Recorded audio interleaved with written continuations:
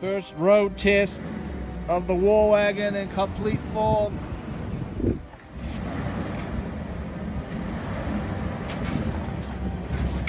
Sounding good. Faster!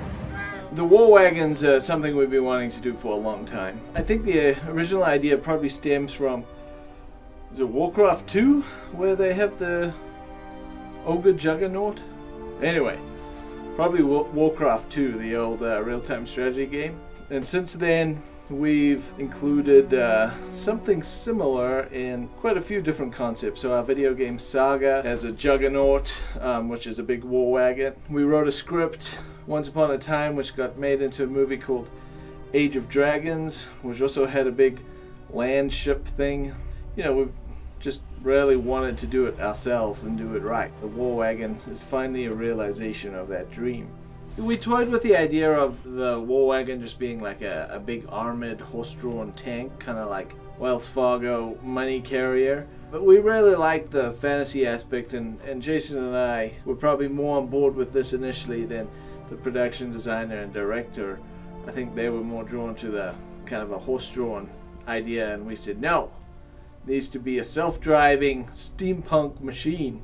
Initially, it was discussed in terms of we'd have some kind of large wagon that would be pulled with a rope, and then we would erase the rope in post-production. In talking with Lauren and Kurt, the further we got in discussions, the more ambitious they became, and they said, we think we could actually make a self-driving, fully functional war wagon on the chassis of a big truck or a van. Lauren, with her genius, she designed with this little toy van and cardboard, her and Kurt put together what it would look like. And Jason kind of approved it, and they started to build it. What are you up to over here, John? Just getting angry at fans. You give me a sawzall, this is what happens.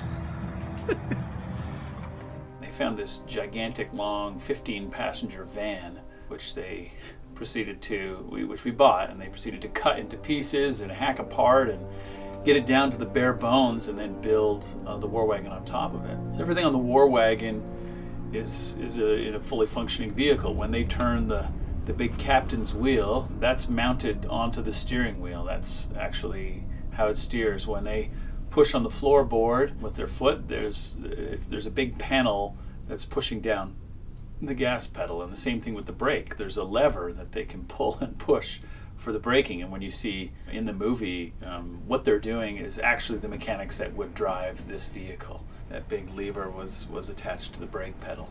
It makes it really tricky to drive, and of course the thing's much too big and wide. It's illegal to drive on roads, and well, for a lot of reasons I'm sure it'd be illegal to drive on roads. So we had to put it up on a big trailer, and driving it up and onto that trailer and back off with these sort of rudimentary floor panels and levers, and sort of took a new driving skill, which Kurt became sort of the dedicated driver of this thing. A couple of times we let an actor try to drive the wagon. And so you have Kurt, the art director, who plays the driver in the film with his hysterical laugh and his funny goggles. That's Kurt, because Kurt, who created this monster, is also the only one who can control it. For the whole opening sequence, we're on a path that we couldn't turn around in, so we'd have to drive like the mile and a half up the road, turn around in the field, drive back down, reset. So just like lots of reset time turning that wagon around on there. But it ran. It only overheated once. On the first day we took it out, at some point it just stopped moving, and they couldn't figure out why the thing wouldn't drive. There was something with the braking system and the way they'd set the brake lever. It was like the brakes were always on, so they got super hot and burned and fused.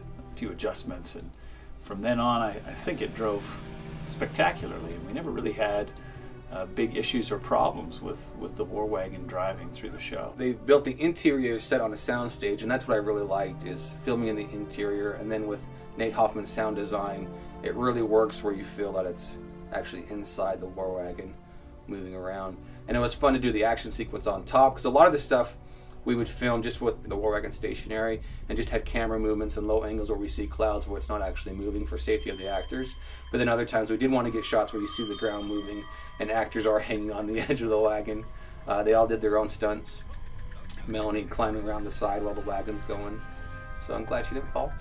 So was production. And then Jake doing the sword fight on the side, that's all them doing their own stunts.